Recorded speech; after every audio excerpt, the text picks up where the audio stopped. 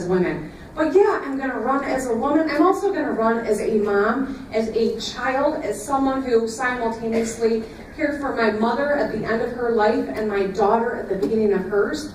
Women do champion that kind of work. Women do that kind of work every single day. So our voices are very important.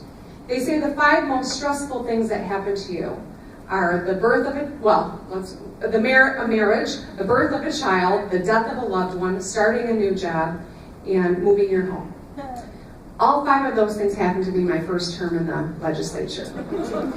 I nursed my mother toward the end of her battle with brain cancer while I had just given birth to my daughter 2 months before.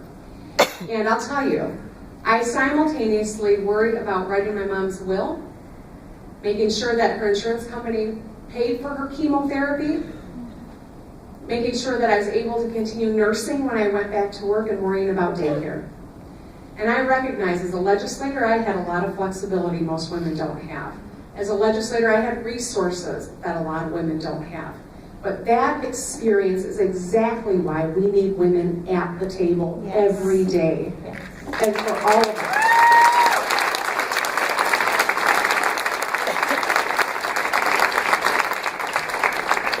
We lead differently.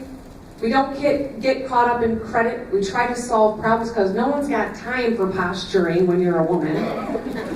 But we also champion different issues, whether it's access to health care, whether it's diversity, whether it's ensuring that our education system is working, or even that our government has integrity. These are the issues that women champion, and we all benefit from them. When I was in the House, I'll tell you that I sat at the leadership table when we were making final budget decisions. And when the state budget's $40 billion, it touches us in many ways you don't even think of, whether it's Planned Parenthood, or it's our schools, or it's the criminal justice system. Those decisions impact us every single day. When I sat at that table as the top person on the budget for the Democrats in the House, I sat next to my leader, Diane Byram. Across the table was a Republican woman who was the head of appropriations, Shirley Johnson. At the head of the table was a governor named Jennifer Granholm. So out of 9 seats at that table, 4 were women. My last term in the Senate, I was the only woman at that table. And when those meetings happen now, there's not one.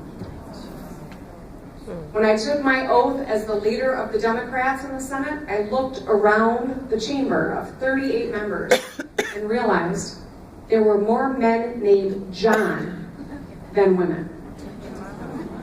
Think about that.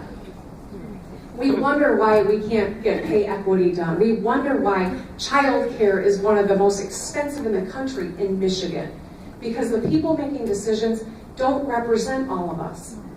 That's why I'm hoping some of you are going to think about running too, whether it's 2018 or 2020 or something beyond. Because as Pat Schroeder once said, if you're not at the table, you might be on the menu.